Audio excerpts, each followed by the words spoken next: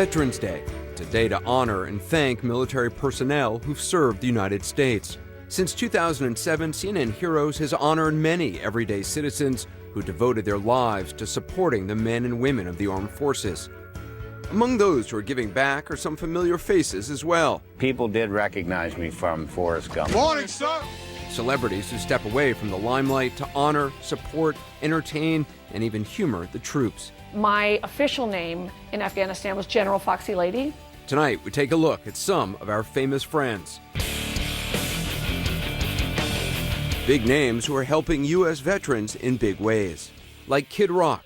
Trust me, I'm far from politically correct. I don't play that game at all. One of music's most outspoken stars, Kid Rock sings to packed venues, but also goes to military bases to perform for the troops. Whatever you can do, or able to do, just try and do something. And Gary Sinise, I'm Lieutenant Dan Taylor. Welcome to 4th Platoon. whose role in the hit film Forrest Gump made him a household name, but who also has a deep-rooted reason for helping the troops. I have Vietnam veterans in my family. I remember what it was like for them to come home and nobody cared. And lastly, I'll talk to my friend, comedian Kathy Griffin, You had personal connection with your dad, who's a vet. who'll risk everything just to put a smile on a soldier's face. You get this overwhelming feeling of, I will do anything to make them laugh. These stars will show you a different side. I guess it's the softer, easy listening side of Kid Rock, which I'm sure many people will call BS. Their patriotism is personal, and they'll tell us why. First up, one is a Michigan bad boy, the other a Texas do-gooder. We just wanted y'all to come out today and see the type of homes we build for our heroes. But together, they're an unexpected powerhouse, two tireless crusaders for veterans across the country. It is my honor to present CNN hero, Dan Walrath. Music star Kid Rock met CNN hero and humanitarian Dan Walrath in 2010. Kid Rock knew Dan was building homes for injured troops, but he didn't know that their meeting would ignite a partnership to help veterans across America. Yep. I met Dan Walrath at CNN Heroes event. Good old Texas boy, and loved the work he was doing, and he asked me if I'd like to help out. I said that'd be great. 15 or 16. Through all my conversations and meetings with Dan and his crew about building these houses and being involved, helping them raise money and doing what I can, I came to him and was like, I think we could, build one or two in Michigan. Kid Rock got his start in the 1990s, and he's gone on to sell more than 25 million albums in the United States. Still, he's always been grounded by his Midwestern roots, and his heart has always been with the troops. I live in Clarkston, Michigan. It's a small town, so yeah, I do feel a lot more connected to, people who serve. Yeah, when I was growing up, I had an uncle who served in Vietnam and a grandfather in World War II. But, I was raised very patriotic, love my country, and, just want to do everything I can to support people out there fighting the good fight. Oh, geez. With Kid Rock's support, Dan Walrath and his team at Operation Finally Home agreed to venture north to Kid Rock's home state, Michigan.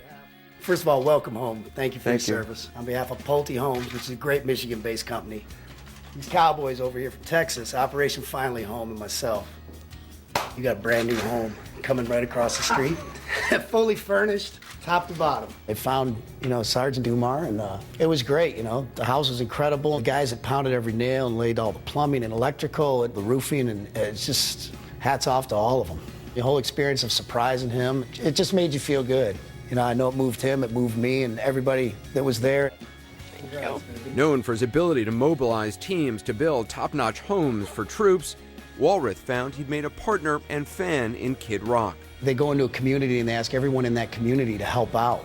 Let's all get together and build this house. The quality of the homes are beyond first class. They get furniture. They load the pantries up. They really get you started on your feet in a great way. I just think the work they're doing is incredible, and, can't applaud them enough. Kid Rock has been on 4 USO tours and spent time performing for the troops in war-torn areas. You get into this business because you kind of have a big ego. We love the music and everything else, but I think honestly a lot of us, up here, we love the accolades. I've never been prouder, have had more accolades in my life than being over there, and it was mutual. It's like I'm applauding them and they're applauding me. It's kind of like, What's up, Kid Rock? Thanks for coming to Baghdad, man. Because it makes you feel so good, proud, fulfilled. For Kid Rock, what matters is giving back to the veterans who've served the United States. Yeah, it doesn't matter where you come from or your background or what you've done. I don't care if you've served time in prison or this, that, and the other, you know, you can always give back. You know, especially to our military, in some light, you know? Whether it's shaking a hand or, you know, going over and singing a song in the Middle East. There's something everybody can do. Kid Rock is grateful for the opportunity to meet and perform for those serving. When you're in the comforts, the luxury of living, you know, the lifestyle I've been blessed to have, and then you go over there and, you know, you're in a war zone and it freaks you out a little bit. These crazy scenarios, you know, where there's sirens going off and you got to get off the stage because, you know, someone launched a mortar. Being there and seeing all that stuff, whew, just brings it all home. In partnership with CNN hero Dan Walrath, as well as his own foundation, Kid Rock is reaching out to the troops in every way he can. In 2010, he released a moving song entitled Care and embarked on a charity tour to reach out to those in need. The least that I can do is care. The song Care is, I guess it's the softer, easy listening side of Kid Rock, which I'm sure many people will call BS. Be like, whatever. But, you know, as you get older, you wake up different every day, in different moods, you know, and music puts you, I think, accents the mood you're in. We kind of wrote about what was going on in the world at the time, you know. I can't stop the war. I can't shelter homeless or feed the poor. I can't walk on water. I can't save your sons and daughters. I can't change the world and make it fair, but the least that I can do is care. You know, I thought that was a great lyric. Ladies and gentlemen, my hero, Kid Rock. In 2011, sharing the CNN hero stage once again, Kid Rock performed Care for a packed house in Los Angeles. I can't walk on water. I can't save your sons and daughters. Well, I can't change the world and make things fair. The least that I can do is care. As much of a Hollywood fan as I am not, I don't think there's anyone out there that doesn't care about our soldiers. From sending a care package to a letter, supporting a military family, just being there for them, you know, trying to find out what their needs are. Whatever you can do, are able to do, you know, just try and do something. I think it's as simple as that. Up next, I'm the bass player and I'm Lieutenant Dan, you know. his Forrest Gump legacy lives on. And later, Kathy Griffin raises some eyebrows. My official name in Afghanistan was General Foxy Lady.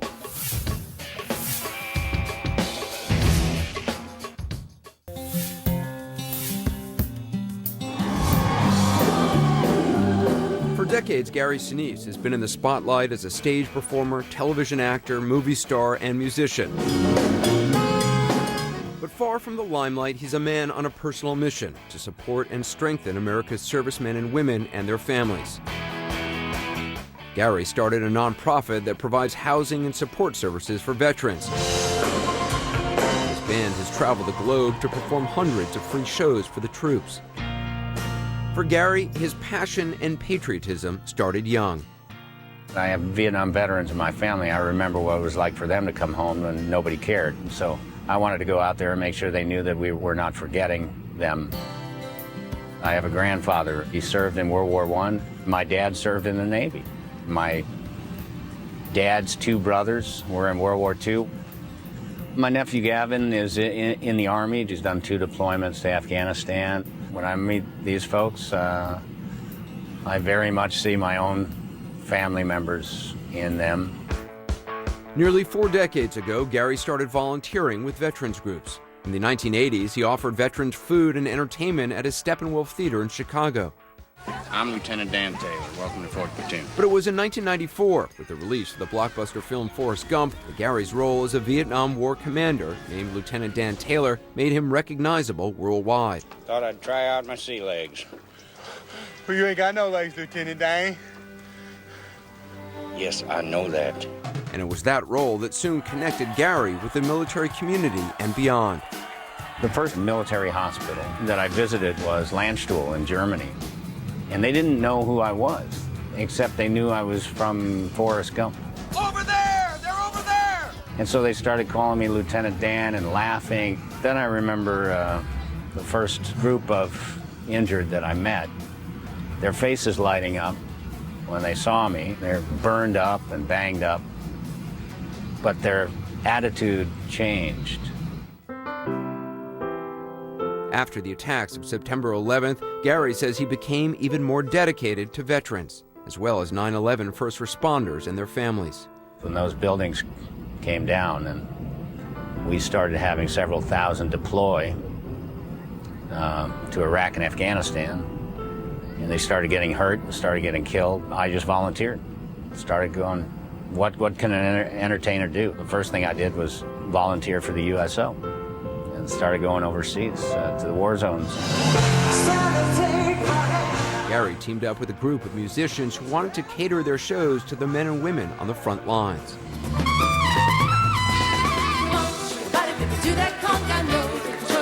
I told the USO folks, hey, you know, I'm an actor, but I have a bunch of musicians I play with. Let me take them out and entertain. People did recognize me from Forrest Gump. Where are you boys from in the world? Alabama, sir. They were calling me Lieutenant Dan all the time. I thought it was kind of catchy, Gary Sinise and the Lieutenant Dan Band. The band is a part of the overall mission to give back and to do something. I'm the bass player and I'm Lieutenant Dan, you know. Since 2003, Gary and the Lieutenant Dan Band have performed nearly 200 shows for troops around the world. From Iraq to Afghanistan, Korea to Kuwait, Gary has traveled into war-torn and remote areas to offer first-class entertainment to U.S. Armed Forces. Played up there. This year, we caught up with Gary and the Lieutenant Dan Band in Jacksonville, North Carolina, at Camp Lejeune, where fans lined up hours before the show. We're going to play for the Marines today. We've got some units that have just deployed back, so they've just returned home, and many, many families here. It's just a great, heartwarming feeling to see these people smiling after such a long war and multiple deployments. Lieutenant Dan might have been a role he played, but Gary Sinise has spent the last 20 years bringing that character to life and inspiring servicemen and women around the world. Really, thank you. Thank you for serving. Thanks for serving. All right. Your performance in Forrest Gump, everything that you did in that movie is what I did when I hurt myself. I went through depression, I got angry, and now I'm living the life to the fullest. So I want to thank you for inspiring me during that movie to be in what I am right now. Thank you so much.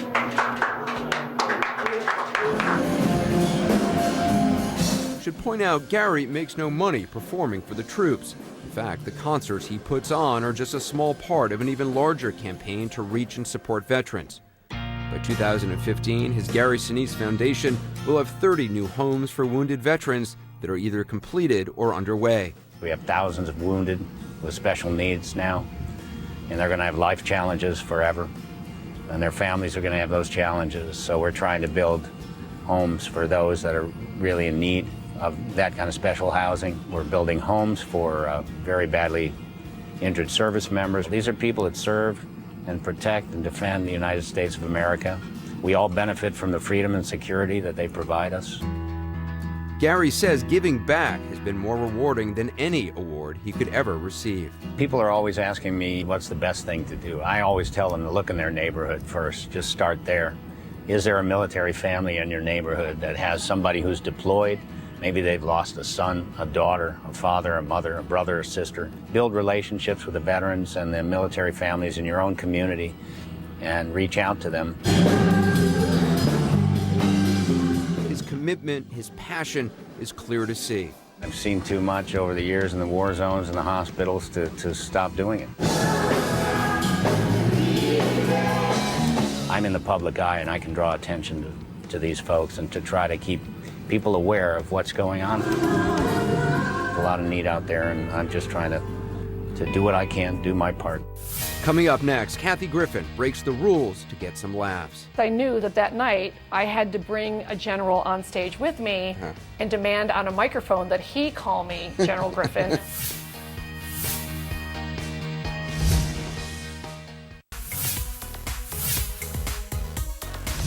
She's a TV star and an Emmy and Grammy award-winning comedian. Here's Kathy Griffin. Kathy Griffin has been making people laugh for decades.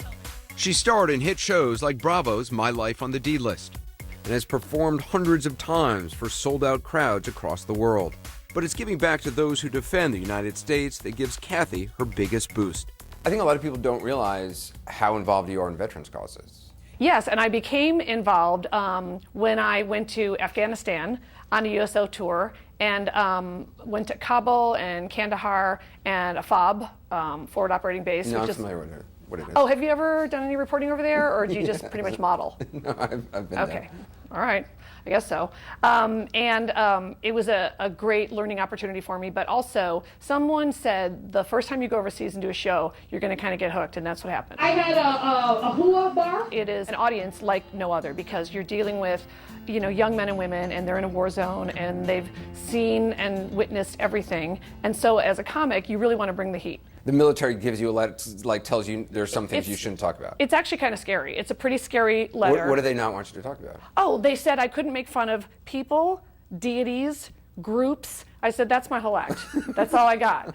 And the first show I did, I tried to stick to the rules, and I bombed. So you guys are in lockdown, which is like your prisoners. It's like your prisoners, you're locked down. The second show, I just had to ignore those rules.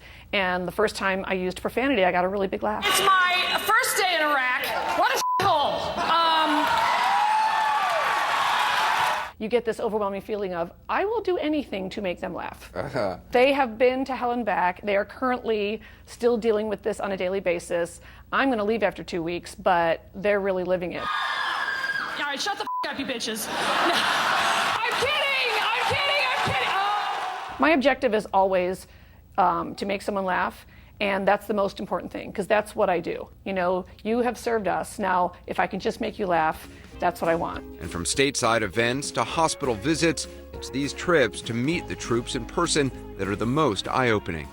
As seen in her Bravo series, My Life on the D-List, Kathy is devoted to the troops. There's a lot of things you could be doing, but to actually go overseas, and it's an investment of time, there's safety issues as well. Why that? Why veterans? I never thought in my life I would go to Afghanistan or Iraq. Being in their environment, my act was very personal to them. I had so many troops saying, please don't forget us. Please tell our story. And so then I went, okay, that's what they want. They want their story told. I heard that you would demand that people call you a certain name or title. Yes. When I went to Afghanistan, I thought it was time that they got schooled a little bit. So I asked everyone to call me General Griffin. And let's role play. You be Kathy Griffin. I am a 22-year-old soldier. Go ahead. Call me General Griffin. Miss Griffin, I don't think I can.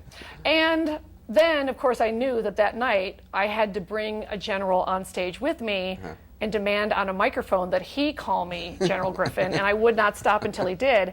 And finally, I broke down one of the commanding officers so much that they actually made me a uniform, and my official name in Afghanistan was General Foxy Lady. Wait, let me just get Go ahead, get it. I'm proud. This was your uniform? Yeah. They actually surprised me with this, but after having to call me General Foxy Lady for 2 weeks, they gave me this as a parting gift.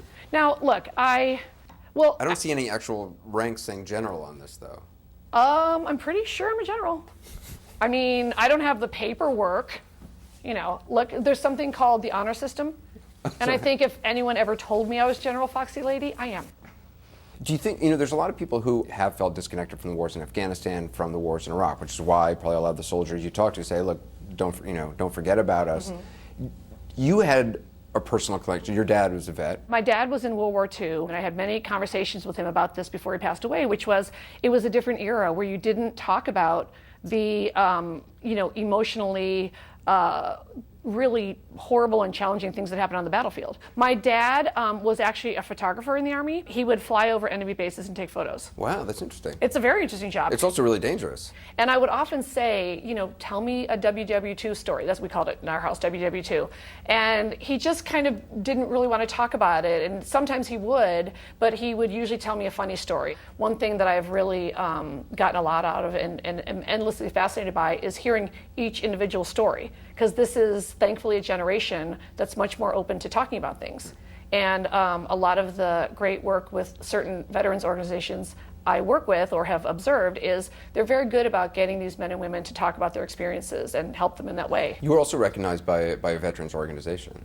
Yes. When I came back from, I think it was Iraq, I decided to be very magnanimous and give out free tickets to whatever nearby base was close to a theater I was playing. And then I met a lot of veterans that said, oh, you're not Toby Keith. And I hooked up with this vettix.org because they let the vets go on the computer and pick who they want to go see. Right. So now every single show I do, I have vets, I meet my vets, and yeah, I always give a shout out to the vets and their loved ones. Because when I met so many folks that were serving in the war zones at that time in those countries, they often expressed, you know, my wife is the real hero, my partner is the real hero, right. My kids are the real heroes because I'm not there. What? What's your next question? You know, you've been trying to get involved with Heroes for a long time now. First of all, you have a lot of nerve even bringing up Heroes to me. Why? Okay, talk about a wounded warrior, okay? I have been wanting to present at Heroes forever because I think it's a truly amazing award show. And I believe I confronted you New Year's Eve about it. All right, let's go on. Let's talk about Heroes. Let's talk about Heroes. Okay, about Heroes? CNN Heroes was an amazing show. An amazing night. Exactly. Number one, not only was I not even invited, What do you mean not invited? Oh, they told me that they didn't trust me. Did people not know you were actually volunteering and going overseas to Afghanistan and Iraq? 'Cause that would seem to be... No, I guess apparently over at CNN, you guys are so worried in my potty mouth that they actually said, you can't come to the show or present. However, what if we showed you mopping up at a soup kitchen? To make up for past wrongs, I would very much like you to present at CNN Heroes. Is that something you'd be willing to do? You trust me? I absolutely trust you. I'm excited to go. Well, thank you. I'm glad you'll be there. Do I have to mop the floors? No. Just tell me now. No. Thanks to Kathy Griffin and Kid Rock and Gary Sinise for joining us. And this Veterans Day, a special thank you to all the men and women who've served.